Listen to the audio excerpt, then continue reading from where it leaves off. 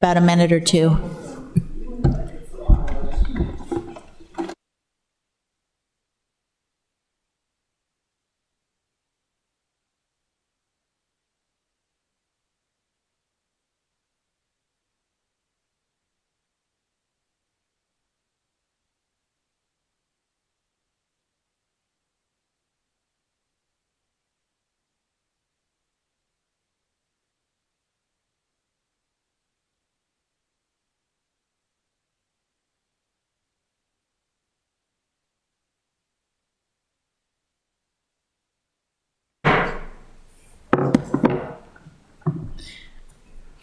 A quorum being present, this meeting of the Annapolis Historic Preservation Commission shall come to order.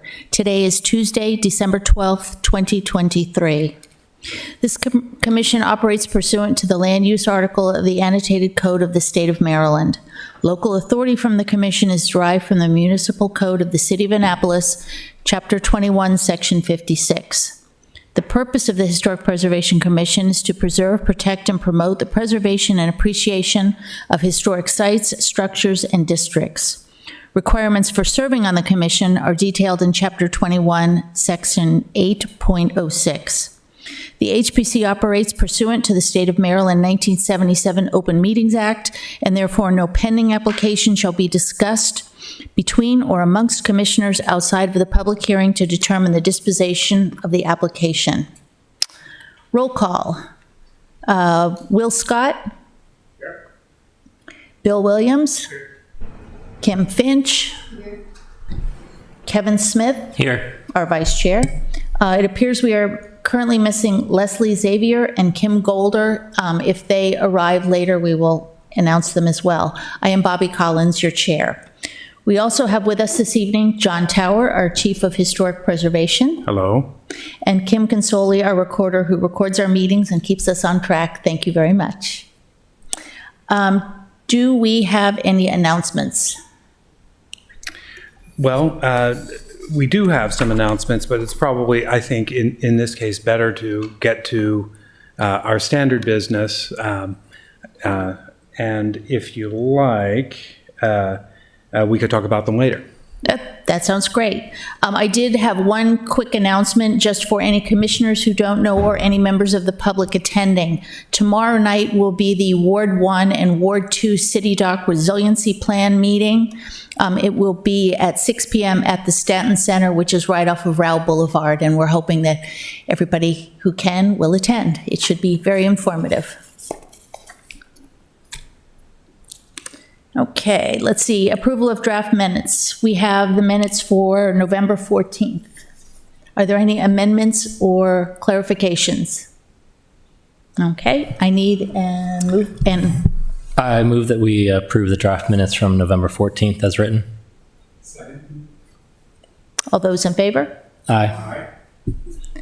Meeting minutes are approved. Any new violations or status of active violations? Well, there is a new violation. It's nothing astonishing. It's with a new sign on Market Space. The unfortunate thing is I went through exactly the same process in another location with the same owner. We'll see how this one comes out. How did the other one come out? How should I put this? I did some special math and made it work. I don't think that's going to be the case this time.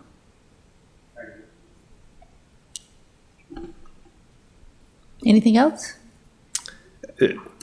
Different chatter about lights on different buildings, but it's the holiday season. Okay. Thank you very much. Consent docket. We have one application that is eligible for consent docket tonight. Let's see. And that is 79 Shipwright Street. Consent docket is a procedure designed to expedite routine matters before the commission. In order to be considered for the consent docket, the application must have received a recommendation of approval or approval with minor modifications from all of the commission's technical staff advisors as well as the commissioners who are polled directly before this meeting. However, no application may be approved without the opportunity for public comment. The following application is eligible for consideration on the consent docket. As I said, 79 Shipwright Street. Is there anyone here who wishes to testify against this application? Okay. Then I will accept a motion to approve. Actually, we need to read through the conditions real quick. Can you help me out with that? Yeah, I can read the conditions. Do we need to have the applicants acknowledge it, or do I just read it first? Once we read it, Okay. then yeah. So there is a recommendation to conditionally approve the proposed project at 79 Shipwright Street as it's consistent with guidelines B12, D1, D2, D13, and D17. And those conditions are that the applicant shall provide specification on the proposed side porch columns for review and approval, that the stucco patching and finishing shall match the existing surface and material, texture, finish, color, and workmanship, and that the applicant shall provide detailed drawings for the side porch infill. I should have asked who's here from that property. Oh, goodness, all right. I need whoever is listed as the property owner to agree to these conditions. That's you. We agree. Okay, thank you. I have questions for their architect. Oh, okay. Okay, you're kidding. All right. I move that we approve 79 Shipwright Street with the conditions listed. All those in favor? Aye. It is unanimously approved. Please go forward, do your work, and please take your lovely white sign down when you get a minute. Oh, of course, yeah. And Kim, I neglected to enter into the record the application and the staff report. I still have questions from the architect.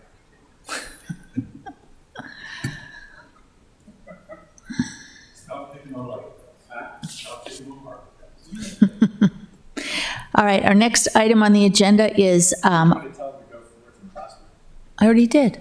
Oh, should we go forward? You're welcome to stay, we'd love to have you, but you don't need to. The next item on the agenda is 181 Main Street. And let's see, I need to swear anybody who's going to be testifying in, whoops, hang on, I can't see without my glasses. Yeah, you guys use your mics. You can't, oh, okay. You guys are. Oh, okay. Apologies. Anything worthwhile. That's what they what's going up to these levels. Okay. Can you read my back? Thank you. Anyone who's going to testify, I do need to swear you in. So, it is a tradition of the commission to administer the oath required to order to testify en masse. This includes all applicants, staff, consultants, professionals, or any member of the general public who wishes to enter their comments into the record regarding any of the applications. If you intend to testify, please rise and raise your right hand. Do you affirm under the penalties of perjury that the testimony given and the statements you shall make are true to the best of your information, knowledge, and belief? Please answer, I do. Thank you very much. Okay, let me just check one thing here.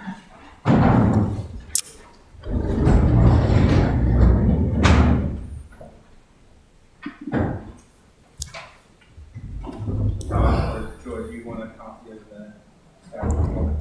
Okay. Thank you. The commissioners have all received your application and read it over. We also have the staff report from Mr. Tower. How many commissioners have been able to make a visit the site of this building? No? Photographs seemed Okay, very good. all right. I visited. If you would like to let us know anything you'd like us to know about your application. Well, I'm Pete Miller. I'm the architect with 4th Street Design. Joy Deep Psalm is the owner. You can turn on your mic. There we go. Just push it. Is it blinking? I turn it off. There we go. I'm Pete Meller with 4th Street Design Studio. I'm the architect. Joy Deep Psalms to my right, and Giordano is the contractor. And essentially, we have a side elevation in the rear, in the alley side, that was finished. It was finished with very thin stucco, about a half-inch stucco. I did have on my elevation metal lath. I'm going to correct that to say that there is no metal lath behind that stucco. It was purely put on the diagonal siding. It's currently failing. It's failing around the window perimeters, and it's in areas you can see around the windows actually coming away from the substrate. There's also areas you can just see that are bubbled, that have pulled out. They haven't broken, but they've pulled away from the substrate. Back when that was done, the technology for putting stucco on a wood frame was pretty lax. I think that was probably the cheapest, at the moment, cheapest material they could do for that back part of the building. And we're proposing to remove the stucco, put a proper weather barrier on the wall, and then instead of stucco, using a cedar lap siding, a clapboard siding, very similar to the way that the rear porches were done. In that instance, what we did was we pulled the siding off of the wood siding off the rear porches, put which had no substrate underneath, literally on the studs. We're going to save that as much as we can. We're going to put sheathing on and a proper weather barrier, and then reinstall the siding on the porches. So this will be a very similar product, a cedar siding, and then I've got a border of trim that goes around the whole panel of the rear elevation, up against the brick and across the top where the eave is, and then down the end of the building to frame the siding. As far as the fact that it was the original material, it's a substandard material on a wood frame building. I think that stucco back in those days would work over a masonry or a brick, solid masonry substrate, but they just didn't have the technology to put it over a wood. And if I was going to do that today, I would probably use wood over a wood frame. When you do stucco over a wood frame, you need expansion joints, you need control joints, and you need them with, you would need them with a masonry substrate, but you need more of them with a wood substrate, because the wood moves and the hard stucco doesn't want to move. So. I mean, everything has a life expectancy, and this stuff, it's served its purpose up until now. So. Everything to add? No, I just go with my experts. Clarifying question? Did you apply a substrate under the wood siding that you put on the rear portion when you renovated that? Yes, we put a substrate over the existing studs.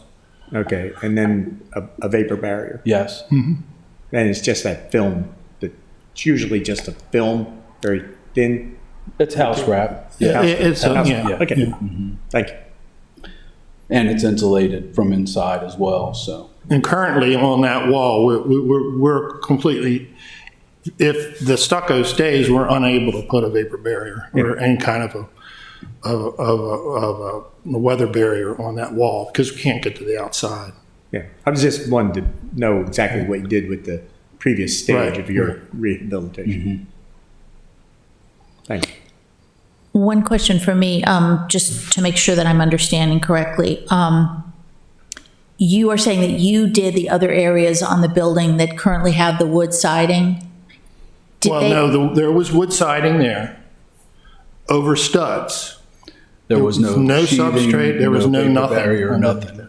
Okay, So but then when you came in, you corrected it and, We took it off, put the substrate on, and then we're putting the cedar back.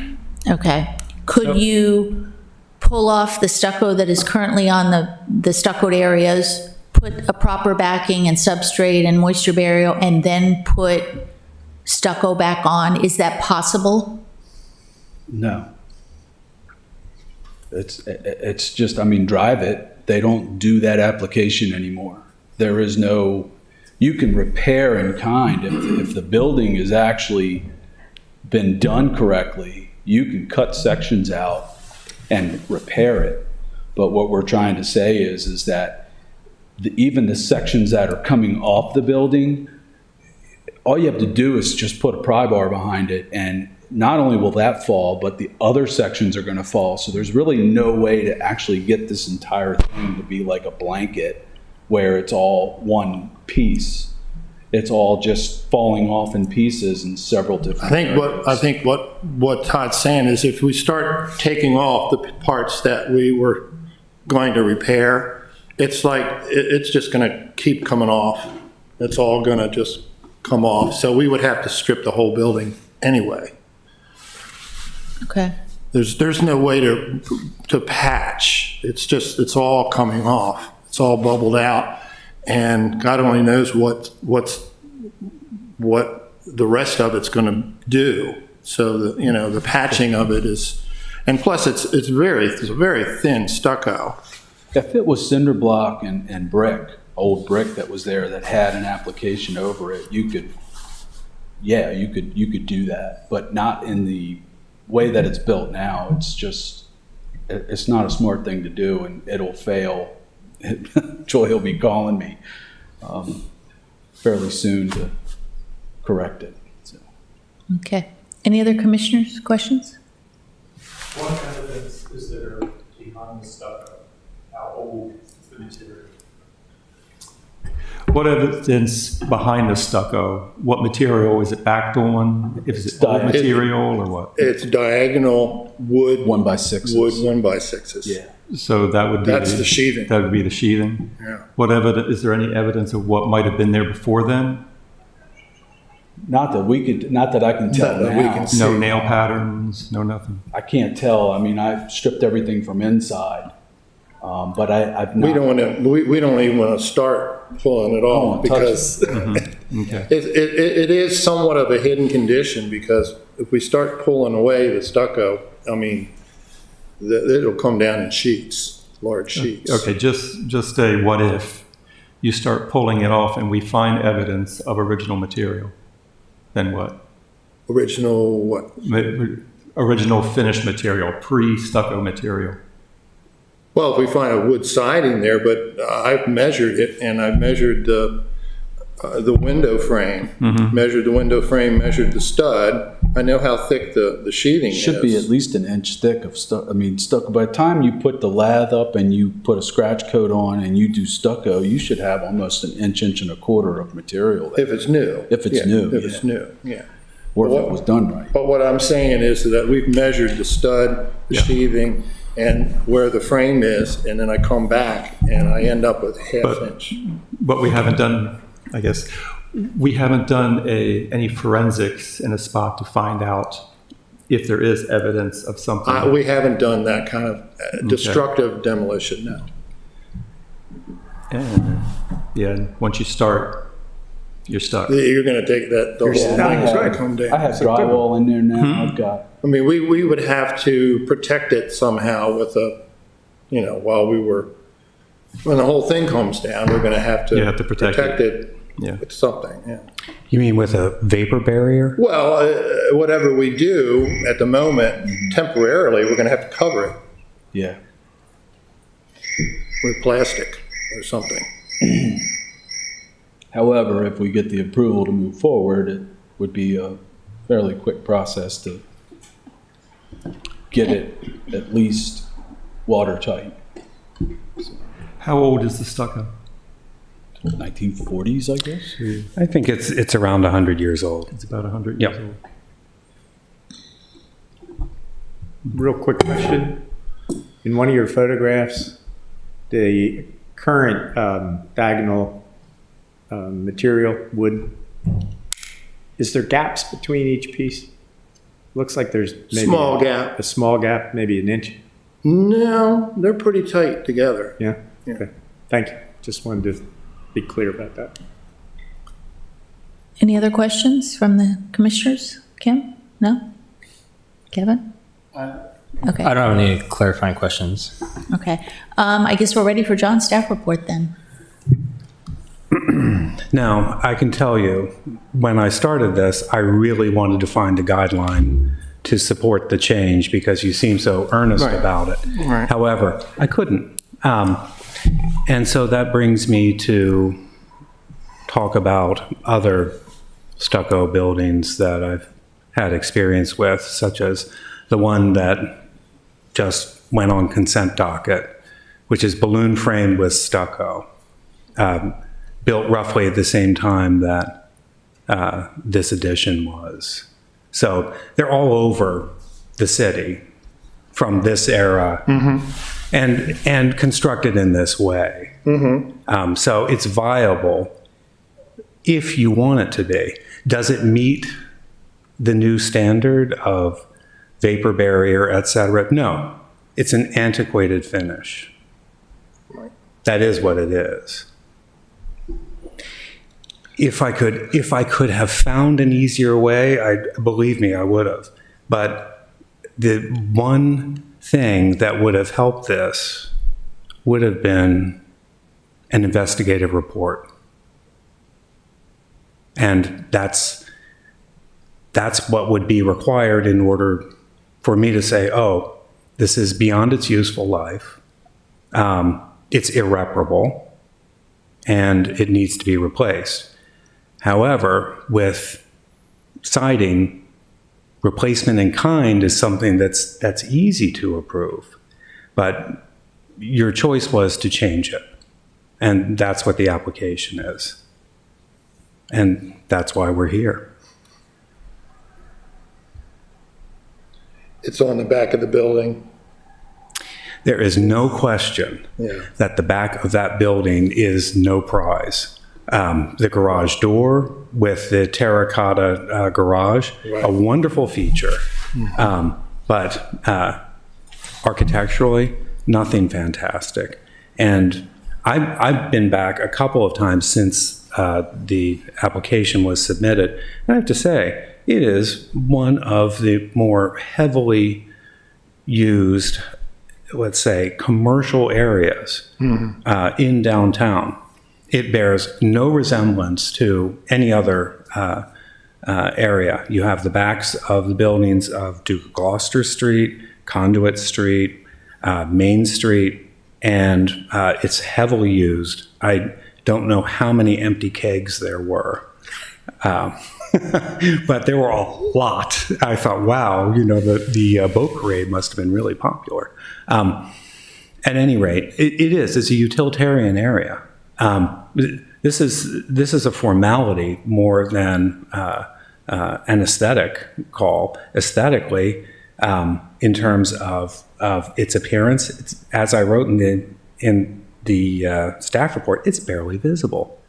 It really is. It would not have a strong effect on any streetscape. It's just that I could not find something to support it. If you went back with stucco, this would have been an administrative approval, as has every other aspect Right. of this project. Right. And I think I gave you some warning that it was like, oh, really, do you have to do this? Oh, yeah. So here we are. Right. I could say replacement in kind. You could add all the modern requirements.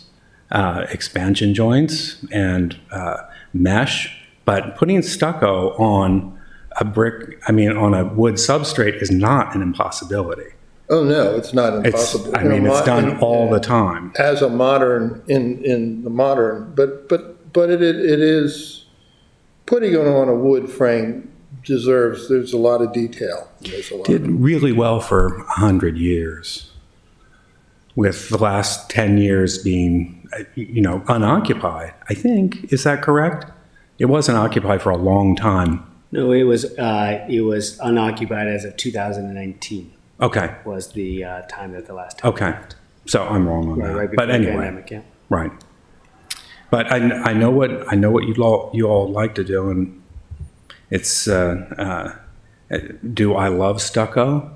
In the right place, yes. Is this in the viewscape? No. Is this in the streetscape? No. But we have our process.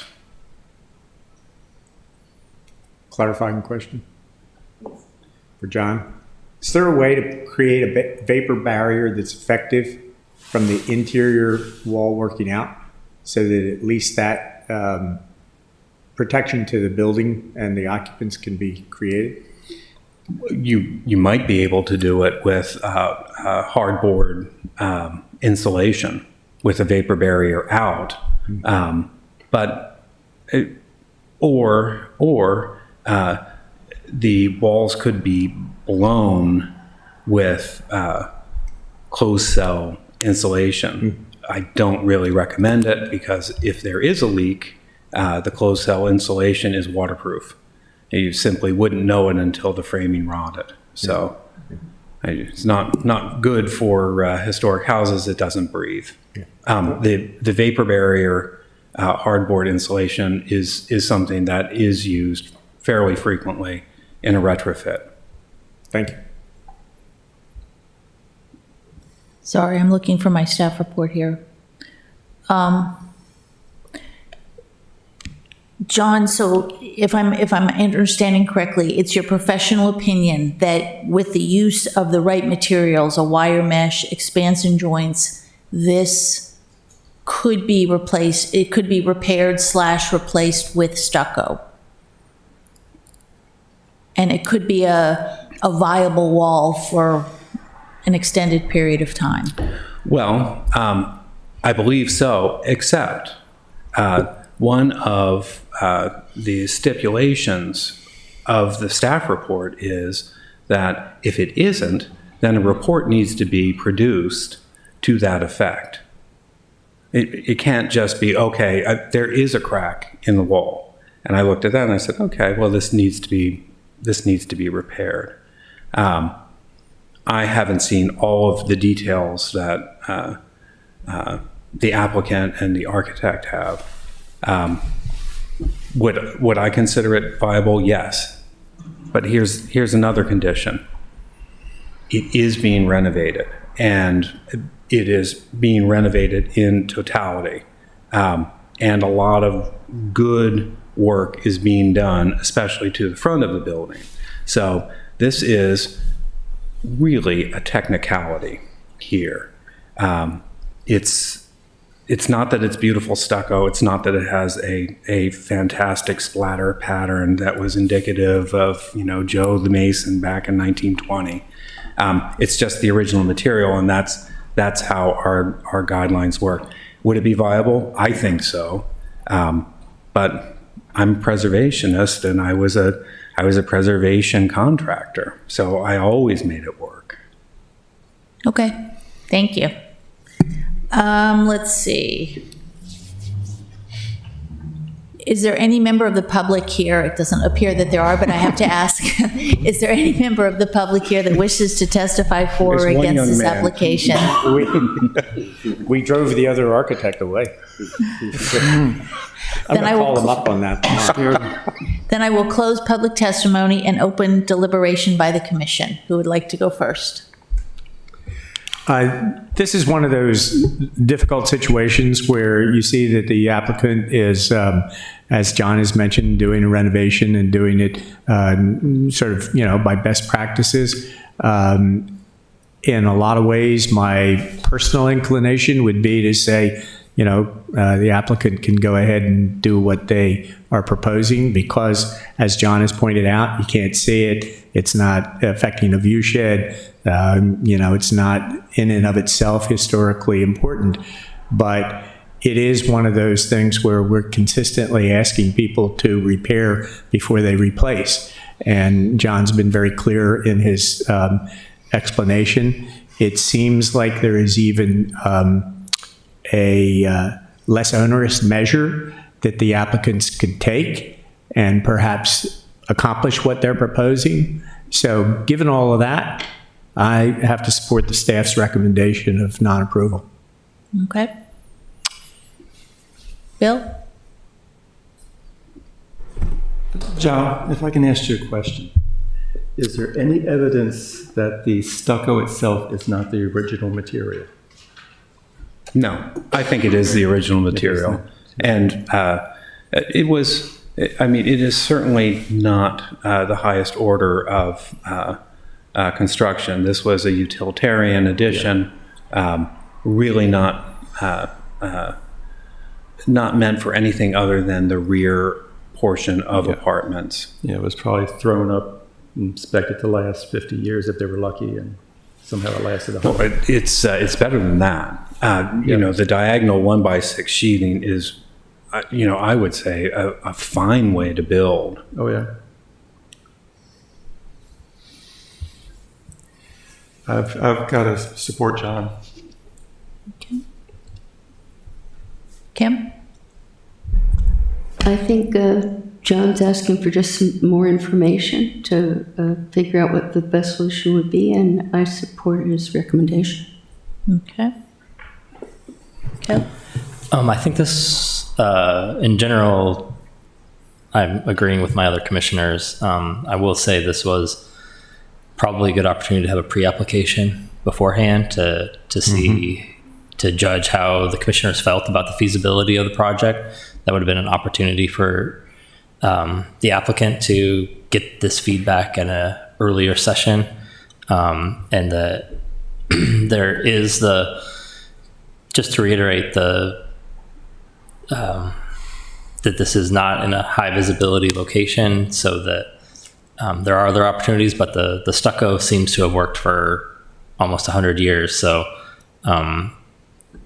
there's no evidence presented of a study like John was alluding to that it would not work again. So that would have been an opportunity to help sway my opinion, to have some evidence like that. So just wanted to communicate that. My thoughts are pretty much aligned with everyone else's. And I will also say that when I read things like our guidelines, like D2 and D13, they say shall be preserved, not should be preserved. So to me, that is a little bit firmer in the camp of whenever at all possible. And so that kind of plays into my thinking as well. Any other thoughts? Any other comments from the applicant? Well, I would ask that if we have to replace in kind, or is as in kind as we can do, that we would be given permission to remove what's there. Of course, you could have removed and replaced. In lieu of repair, in lieu of repairing. We could have done that administratively.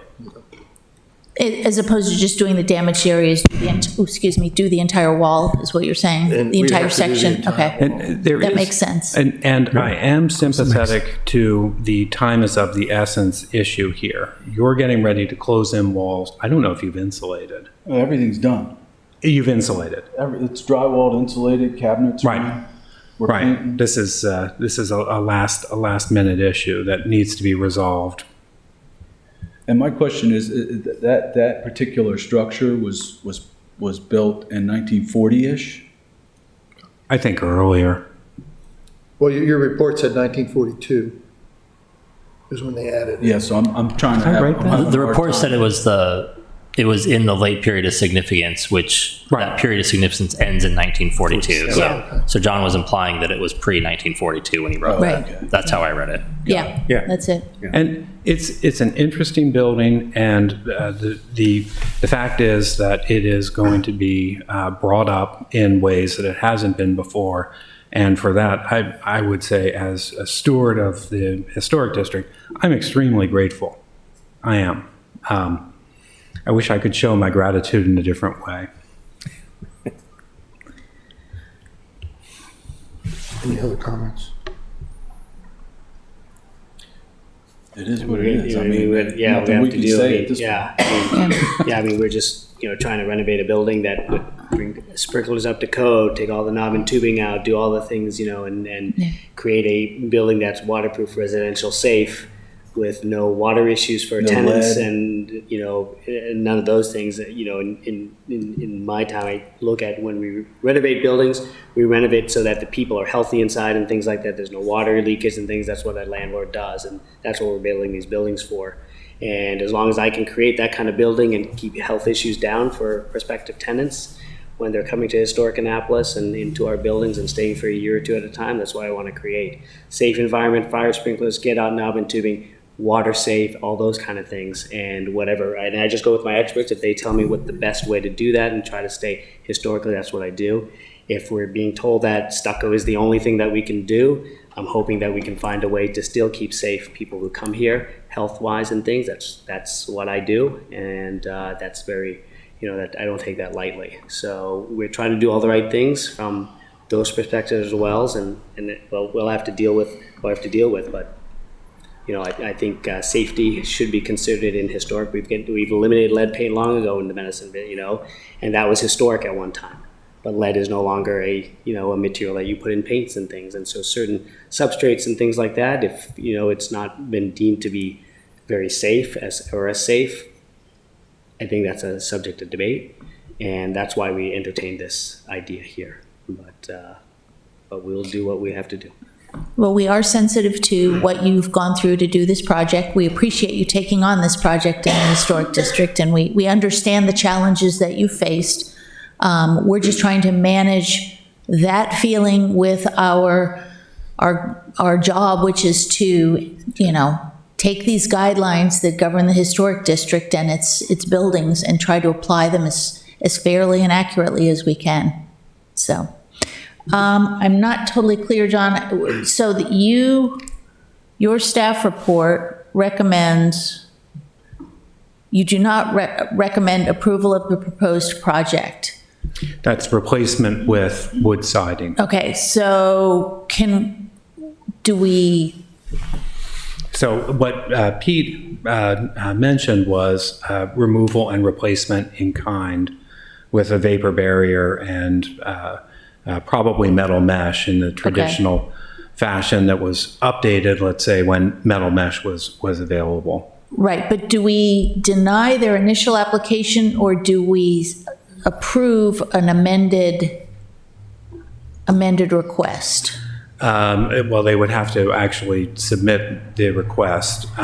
My suggestion would be to withdraw. Withdraw. Okay. Right. And then we administratively- can work on this administratively. Okay, good. Okay. That sounds the cleanest. I think the only other alternative that's available to us, based on my experience with these matters, is we would vote to not approve, and they could come back immediately because it would be a different application. They would be applying not for the siding, but for repair and replace stucco. If you are considering removal and replacement in kind, then we don't need to come back. Because it's administrative then, because it's replacement Right, in so kind. yes, Yeah, that's even better yeah. Then in this then- case for yeah. all involved. Hey, John, quick question. In this case, what is in kind? There are multiple materials out there that replicate stucco, and I kind of doubt the stucco that was put up back then is really available now. Well, it's, first of all, I don't know what the sand content is. Yeah. It was always interesting to see a project where someone had really tried to stretch the budget and added mud to the stucco. Well, there's a whole series of houses out by the stadium that are gorgeous, but they actually have that. In this case, the finish would still be traditional. It would still be a Portland cement. And Portland cement was what was used then also. Yeah, okay, so would not consider your synthetic stuccos, which are a little more pliable. Not ethos. Okay. Or drive it finish. It would, I mean, I'm kind of surprised. I think stucco's fantastic. Stucco's good, but I'm also thinking this is a back-of-house building. Right. We'll figure out the most economical and let's say, most historically accurate manner for replacement. Yeah. Because I do know in the guidelines, and I'd have to look it up because I think there was a recent amendment that recognized new materials as some viable replacements to historic materials. You mean in the Secretary of the Interior standards? Yes. Yeah. Yeah. Well, and so later when we talk about revising our guidelines, this might be something to consider, Okay. amongst other things that are more pressing, like giant antennas. By the time we get to those, they will be historic. One more question of John for clarification, if I may. Oh, yes, I'm sorry.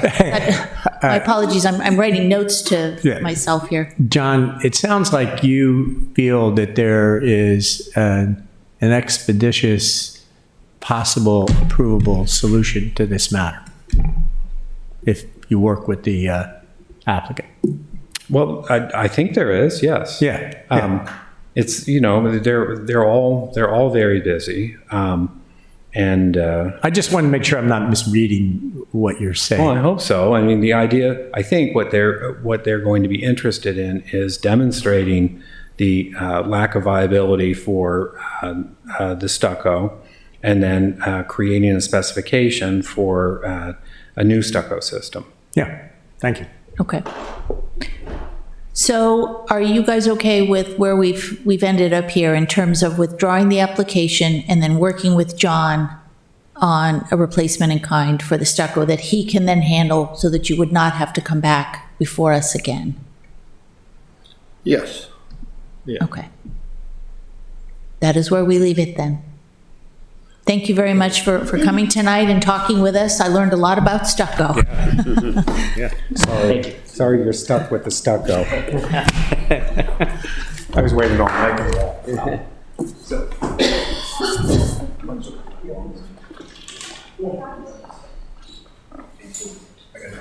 Thank you.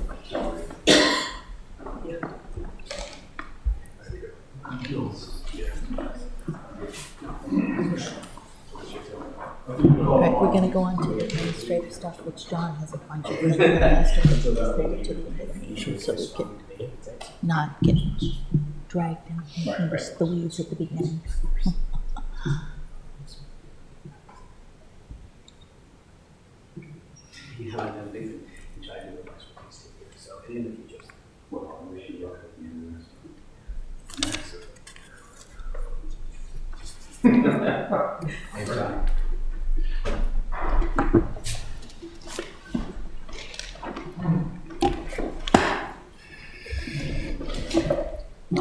All righty, that concludes our new business. We are now on to administrative business. John has a couple of things, and because they could lead to some exciting discussions, I thought it was best that we hold them till the end so that we would have the time and not be holding up applicants while we had the discussions. John, the floor is yours. Oh, well, thank you. So the first isn't really happy news. Maybe I should save the unhappy news for last, but it seems, or at least I've been told by one of the people who came to testify against the rooftop deck at 150 South Street, that they're going to file an appeal. So, right.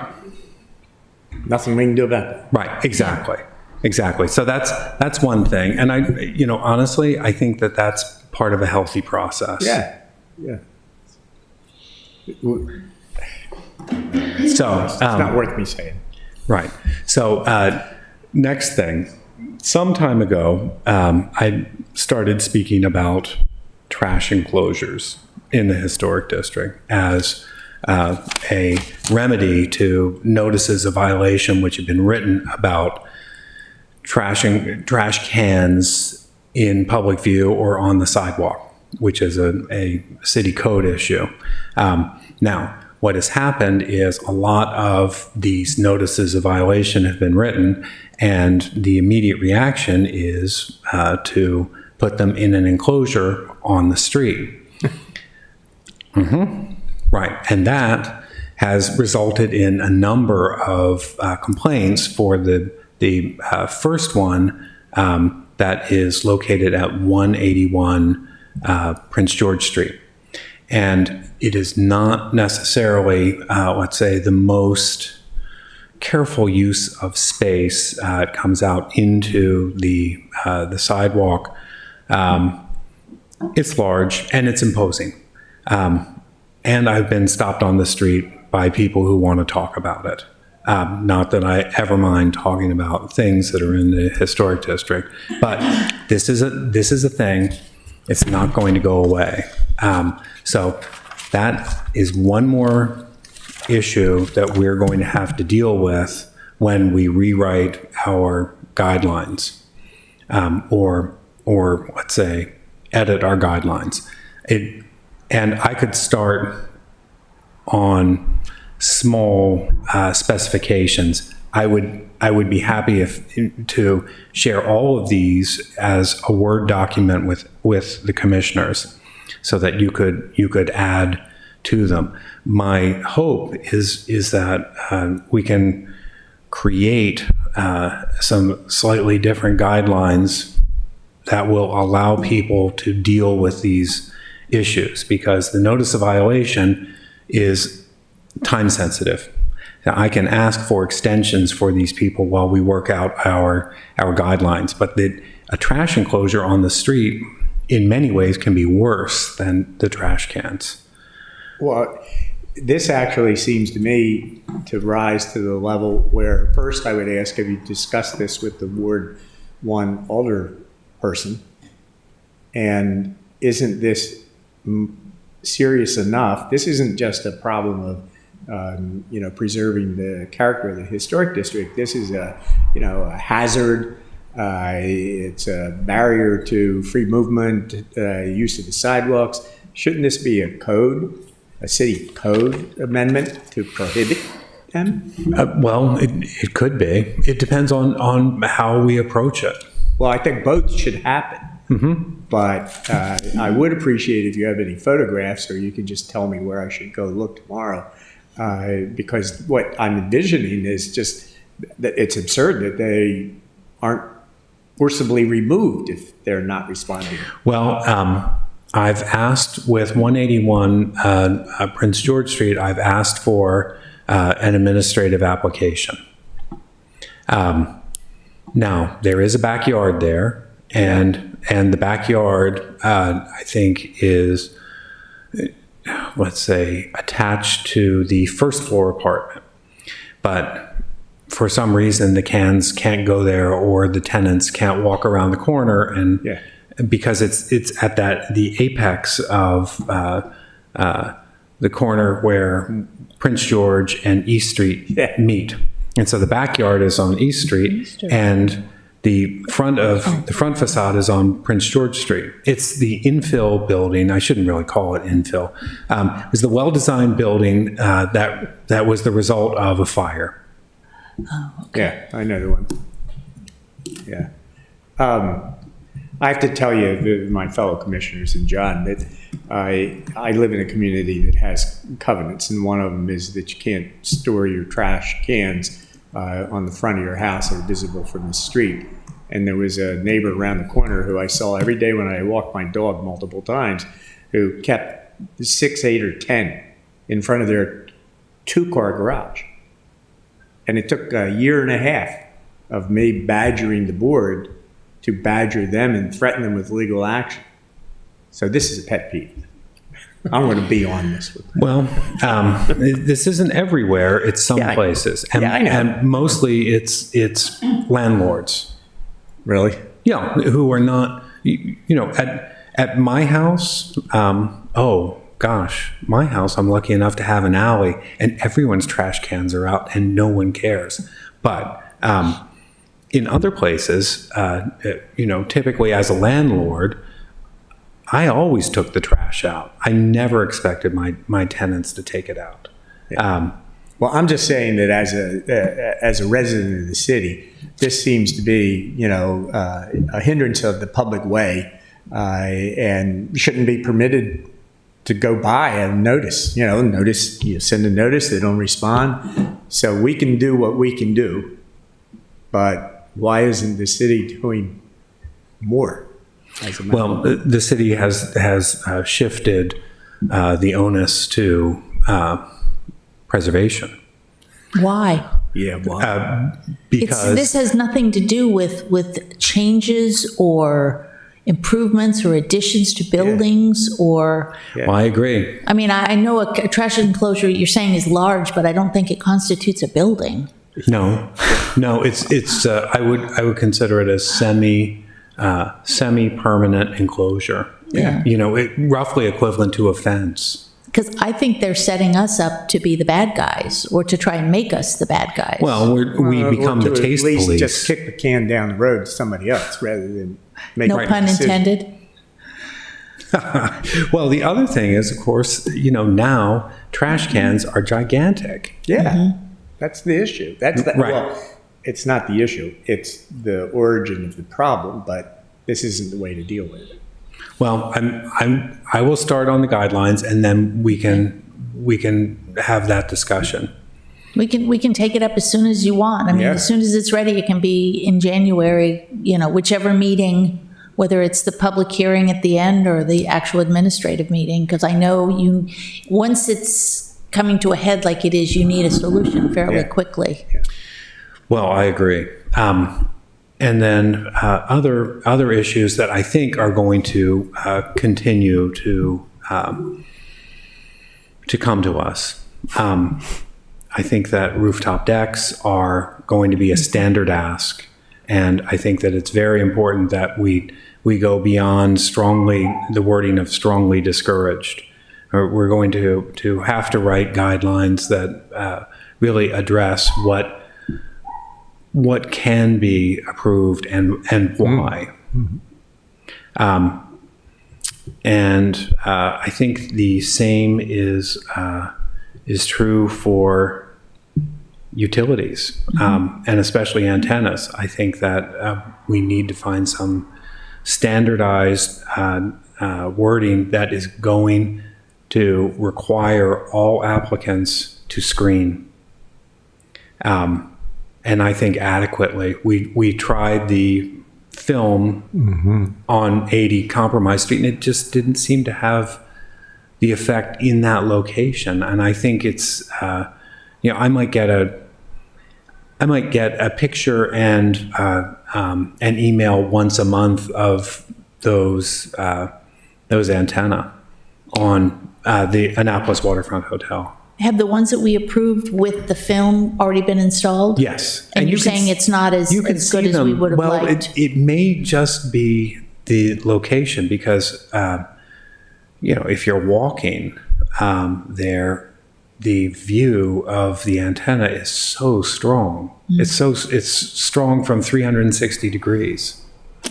And this is not an issue of anything other than somebody doing business. It is, once the application is in and a building has been determined to be a wireless communications facility, then others can follow. But how much money does this make a property owner? It's substantial. those were questions I got to ask when I was going through the process with the council for 80 Compromise Street. So, well, how much does a wireless communications antenna, how much would it make a property owner? And they said, well, in a farmer's field, in the middle of nowhere, a farmer might get $1,000 a month to have an antenna in his field. And I said, oh, well, that's interesting, and what does he have to do to maintain it? Nothing. So when you have a commercial building that allows these facilities to be located there, others can follow, and we just don't have the guidelines yet to really. Okay, when you say others can follow, are they allowed to follow because of the federal communications laws and regulations, or because we created a precedent? No, they're because of the FCC and federal laws that govern the use and let's say expansion of the 5G network. Yeah. Okay, so back to all of our discussions that we've had about this serious issue. Is there anything we can really do? We can write all the guidelines we want, and they just trot out the SEC. We need to screen them, and they need to be screened, and the screening needs to be maintained. Gotcha. And I think that's it. Even if we end up with what's roughly the equivalent of screening on the Maryland State Education Association at Main Street and Francis Street, it's not great, but it's better than looking at all of the equipment. Yep. So it's really a compromised position. All of these things are coming or here. So just recommending that we get ahead of it. Also, I met with the Finance Committee last week, and we do have $20,000 to go toward editing our guidelines. Just have to work with Chris Kubiak, the new director of planning and zoning, to find someone and bring them in. And of course, that's going to mean that we have to reformat our guide. All kinds of things have to happen in order for us to implement them. What do you mean reformat? Well, so for instance, they'll go into this, but in a new form. This is a really handy thing. In paper, that's a lot of expense, and that's a extra expense to edit it and design it, and then to print copies of it. Why can't that live on? Well, we don't have to print copies of it. Oh, okay, that's where I was going. Right, but if you're not It's on our walking around with website. your laptop, yeah, it's good to have a paper copy. Paper is still my friend. Books and paper are still my friend, but now we're talking tax dollars. Right. It's not like there's a run on the press for these. I've had a stack of maybe 20 for I think the last 5 years. I think I'm down to 5. Oh, well, and I handed now a I feel bunch better. out. Right. It's not too bad. Let's see what else. It's really all of these changes that are upon us, that are brought upon us, are things that we're simply going to have to manage. New technology, new desires. I cannot remember when rooftop decks were a standard ask, and now they're everywhere. Virtually every meeting we're talking about one. So that I think is extremely important. I will write this down. I'll put it out in an email. I will begin the RFQ for a person. Naturally, the person whom I really wanted to rewrite this, and I think everybody would probably agree, is Tim Leahy. Mm-hmm. If he would do it, he could cut to the chase. Yeah. He's really good Put a at bug in his ear. Well, look, he's not a member of the commission. He's a private citizen, and we have $20,000 to spend. Why can't he be remunerated for his work? I think that he should be, but he has to have a contract. Yep, again, I put a bug in his ear. Yeah. There's also another person going back a couple commission chairs before that I think would be a good resource. Sharon? Sharon mentioned to me that she'd be happy to help. Okay. And And I only say that because, or not only say that, but one of the reasons I say that is anytime I have ever asked her a question, the amount of knowledge that comes pouring out of her is just mind-blowing. She has so much, whether it's history or knowledge or, experience with the commission.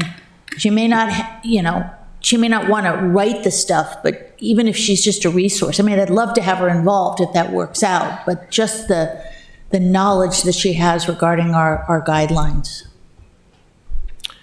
both of those past commissioners are incredibly resourceful, really bright people. And this would just be an extension of their service, really. The remuneration is Well, Sharon nothing certainly doesn't need the money. extraordinary. Excuse me? Sharon certainly doesn't need the money. I don't know, she's about to try and air condition her house.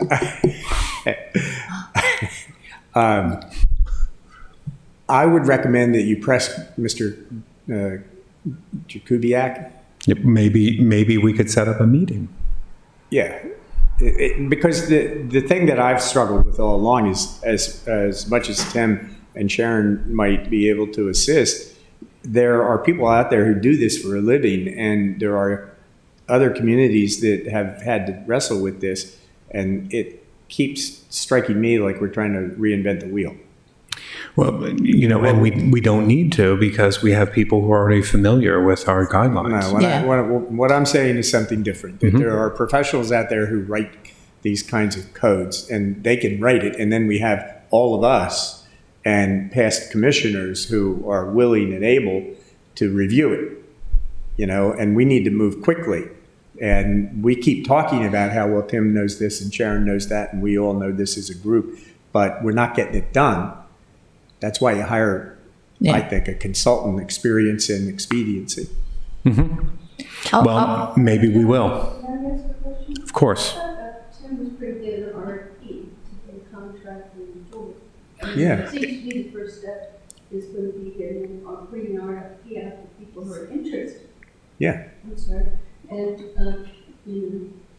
RFP, RFQ, right. I'm not going to Yeah. talk a lot about my experience with contractors, but those people can put forth their contracts as well as others. I thought that was where we were with Yeah. what Tim was writing an RFP. It didn't come to Okay, fruition. so we need to finish up the RFP and then Yeah. and see who is interested in working on it and being involved, and what the potential cost would be. Right, and go. Well, we only have $20,000. Yeah, all those things. So Right. that seems, So- I thought we were on that track. So Yeah. we may not have enough money to address everything. We may only have enough money to address some things. Well, And that's why I bring up these larger issues that are new. Yeah. well, if there's anybody that should be setting the agenda of what's the priorities and which ones do we address first, it should be you and Bobby. And Kim, I remember exactly what you're talking about. Tim was supposedly working on that. Well, if he wants to help, let's ask him to Yeah. produce that. And we'll move on from there. Okay. can't enter into contract with that. Yeah. As standard Yeah. practices. Yeah. Well, I would encourage all of us in our copious free time over the holidays to kind of take a swing through the guidelines and look at just large areas. Doesn't have to be specifics, but like John mentioned, rooftop decks, utilities, technologies, trash enclosures, the big things that we might need to update. A few years ago, and I want to say this was back when Sharon was chair, she started this project because I got assigned utilities, and I still have my homework assignment that I completed where I wrote out what I thought the wording should be. But I think just to kind of get us in the frame of mind of, get us pointed in the right direction. And if we kind of do that and you kind of, get that RFQ out there, I'd love to have us do what you're suggesting. But I'm hearing your idea and I'm hearing $20 or $20,000. $20K. $20K. And I'm wondering who's going to come and do this type of project for us for that amount of money. Usually what happens is you write those separate tasks and then Can you speak into the microphone? choosing the ones concerned. Usually you write down a full list and then you tailor the list to meet your budget. Exactly. What the most usual thing, based on the best consultant you can get. Right. Exactly. This is something that's so important that we need to do. If we can only do half of what we think we need to do, we should do half rather Yeah. than do These are nothing. the urgent things. And then apply for more. Right. And Yeah. just keep it moving continually, because the historic district is not static. There are new challenges on a yearly basis, monthly. It's amazing, and trends. Yeah. Yeah. One thing, though, that someone asked me, and for the life of me, I apologize, I can't remember who asked me, if we needed to rewrite this entire book or just the guidelines. I personally think just the guidelines. Everything else, the history of Annapolis before us hasn't changed. The very good write-up on styles and things like that hasn't changed. I just think we need to go with, and I don't even know that the first parts of the guidelines need to be, the stuff that talks about the city as a whole and stuff, that might not even need much work. We might be able to narrow in on the B, C, and D. Is there an E? I can't remember what landscaping is. And E, it might just need to be certain parts of those specific sections. And so rather than having a huge project in front of us, we might have just a narrow focus. Agreed. No, Kim was right on. You write up what you want, Yeah. you put out an RFP, and what you will get are people who will say, well, I'll do it, but I need 50 grand. And I think if there they're will be a lot of qualified, that. You say to them, you say, well, we only have 20. How much of this could you accomplish for Right. 20? Could it be A, B, and Yeah. C? Right, Bill, you must work. Do you ever have to deal with the contracts, negotiate? No? Only signing. No. You go through the contracts, you have your bidders, you end up sitting down with them, reviewing what they say they can do, what they're offering. And even though people are looking at the same documents and what you want them to do, they're coming up with just totally different directions. Yeah. So you have to whittle it all down. Yeah. Now, I've been thinking about this while we've been talking here. There are vendors out there who will see a profit in this, not in doing this work we're talking about, but in the screening of the electronics and the systems. If you remember, we had one make a presentation right after the hotel got their approval. They would probably be more than happy to write out a guideline. Basically, it's going to be what they can do to hide it, but that could give you a basis for your requirements. I'm sure there are trash companies that specialize in hiding your trash containers. They could also write something up, and they'll do it again because they see a profit not in doing the work we're asking them to do, but in Building all selling those, Right. creating a market for themselves. Yeah. Yeah. So if we can figure out what a market is that we need filled, trash closures, electronic hiding, we don't want to see bird nests anymore, whatever it is, we find the person who does that work every day and say, well, give us something that we can put in, and then we modify it so that it becomes generic. And that will save a lot of effort, I think. Call Tim tomorrow and tell him he needs to produce. But at any rate, when we started our latest commission here, I asked for us to kind of have November and December to get our feet under us. But come January, I think this needs to be a priority for us. Yeah, John, you've brought up multiple times lighting and seasonal lighting too, and Yeah. it needs to be on this list. Yeah. Oh, it, No. Once we get some of our thoughts on paper in terms of what all we think we might need to be, the things that need our attention, does anybody have any objections to potentially a non-meeting work session where we set a time, a set period of time, we set a set group of things we're going to talk about, 10 minutes for this, 10 minutes, so that we're pretty structured, and we just open up the floor and talk among ourselves, because I think there's so many good ideas and so many ways to approach this. I think of a free-flowing conversation about lights, about trash, not something that's going to drag on for hours about each subject, but a chance for things for ideas to come out. I think it's a great idea. Yes.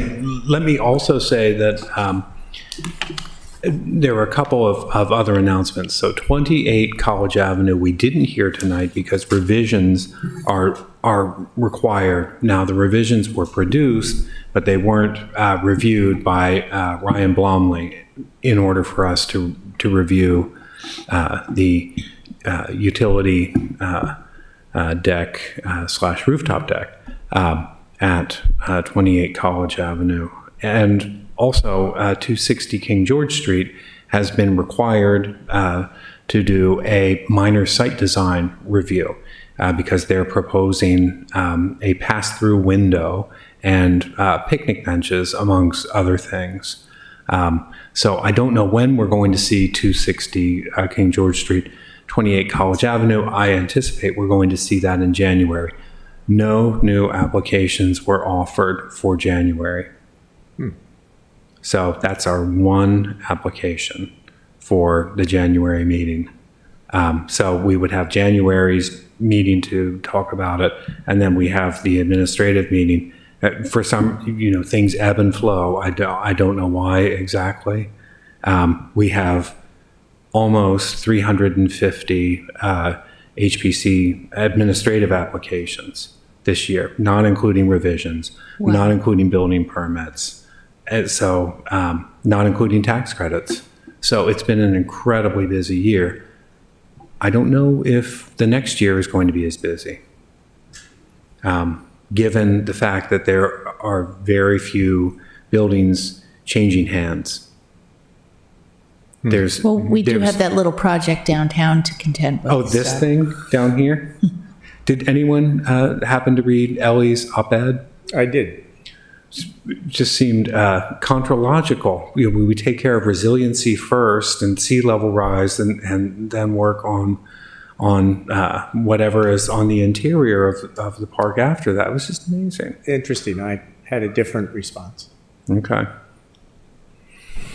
Well, I'm going to the meeting tomorrow night, and I hope anybody that can make it will be there, because I'll be interested to see what's changed since 2 weeks ago when I saw the last thing on it. So I hear things are ebbing and flowing. Like what? Like the tide. Yes. Yes. John, can you remind me what staff help that you have? There was somebody that was being hired for a project, or Didn't work out. Okay. The funding disappeared. However, I've been told that there's the possibility of an assistant, and by not having an assistant, there are a lot of things that are just harder to do. We could do a lot more outreach in all sorts of different ways, rather than just daily business in my office. But we'll see if it happens. so is that a budget issue, or is it? It wasn't, and then it was. So I lost the money for a temporary assistant. And I thought, well, this is someone who could work on any number of things, a wide variety of subjects. But we'll see.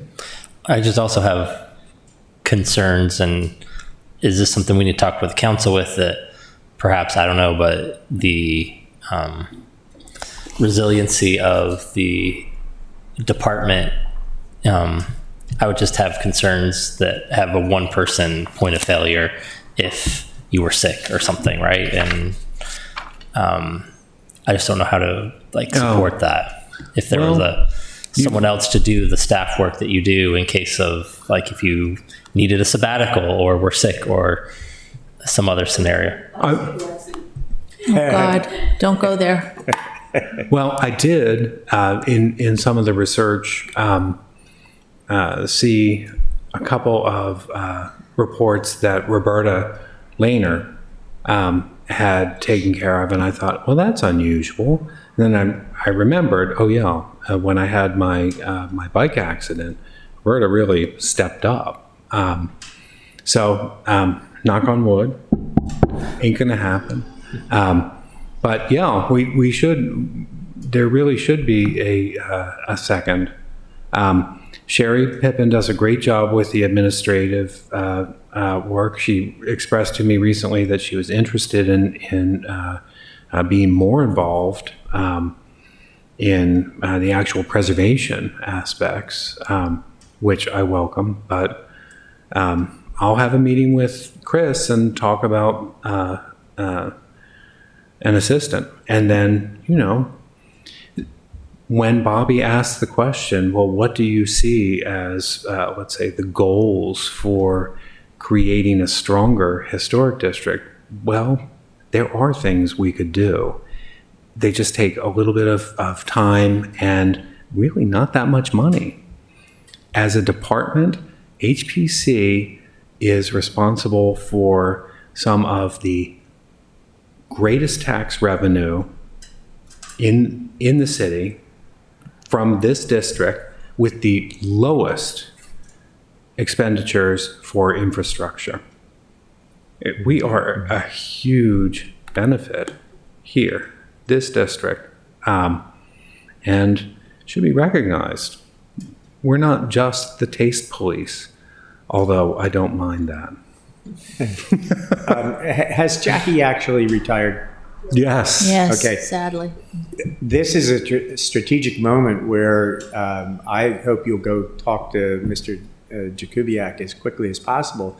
You know how it works. We all know how it works. A senior employee leaves, you're not necessarily bound to hire somebody else who's younger, less experienced, and is going to be paid at the same grade. And the personnel budgets are set in advance, so now there's some wiggle room in a budget, personnel budget. Grab some of it. Well, Jackie is not going to come back as a consultant. At least she said that much. Well, that's not really what Right. I meant, because I I didn't know. think she wanted to do that. But I mean, they allocated this much money and somebody retired unexpectedly. And now, at least for a fiscal year or part of a fiscal year, there's money out there. Grab some of it. Right. Yeah. Even if you only can do it for 6 months. Chris sent me the email yesterday evening about hiring someone. That's what I I'm mean. not going to oppose it. Go do it. Right. One other thing, John, would be helpful for me when you email out the late staff reports, if you can just add them to the drive as well. Oh, actually, it should have been, but Sherry was out this afternoon. Yeah, just that, Right. I just wanted to mention that because it's just a little easier for me to manage it that Oh, way. on the drive. Okay. Yeah. Yeah. I will do that. Let me also say, and I know you've already heard it, thank you so much for the party the other night. Yeah. What a great idea. That's an You're important welcome. announcement. That was so much fun. Good. Yeah, I'm glad you Really enjoyed it. And you really have done great things with the house. I mean, Thank you. My wife, who had never been inside the house, said, well, they took this historic structure and it just felt like a real home.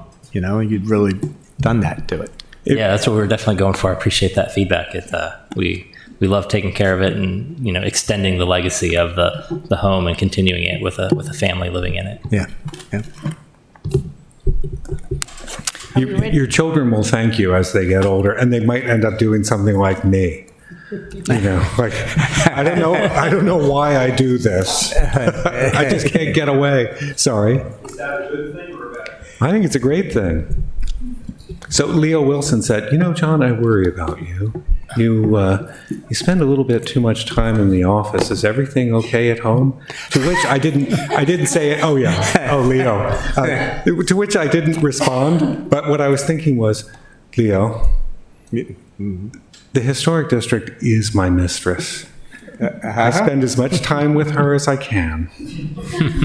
On that note, I think we're ready Put that on the to, record. I need a, yeah, it was on the record. I need a motion to adjourn, please. I move that we adjourn the meeting. All in favor? Aye. Aye. All right, I got 6 minutes before my parking runs out. Thank you.